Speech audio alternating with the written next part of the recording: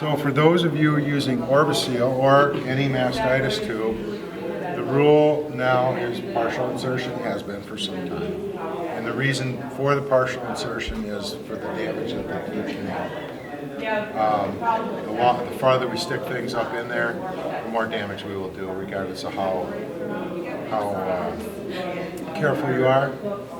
So again, you know, if we're going to infuse something, anytime we want to go and infuse something up the udder, we want to make sure that that teat end is clean. And because we're just using the end of the udder, okay, there's a prime example of junk, okay, that can easily be taken in, all right? So you don't want that going up in the quarter yeah. when you infuse it. So if we're going to infuse a cow with either a mastitis tube, the partial insertion, and we've all done this, you guys are probably better at this than I am, you know, and up it goes. All right.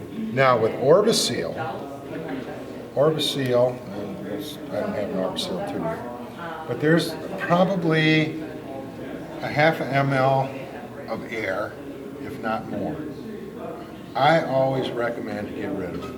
You know, so you know you shake it up like you can Just like you're injecting something else. Just get the air out. Get Squirt the it air out. Yeah. Okay.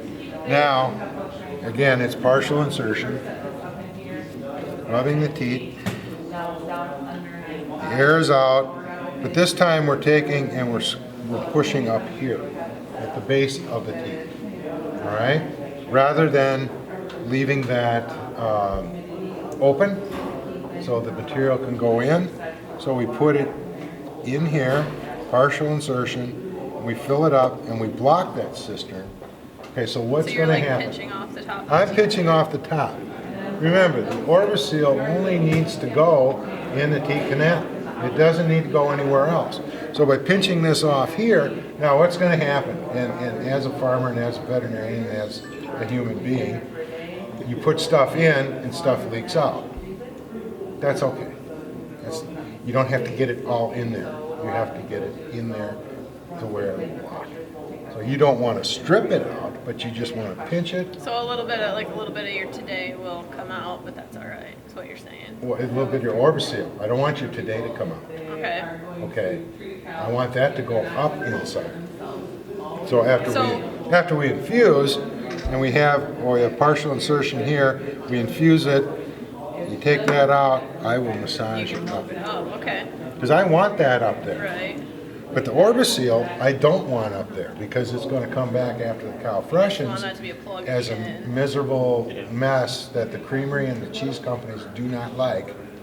And, you know, it takes a while, it'll clog everything up.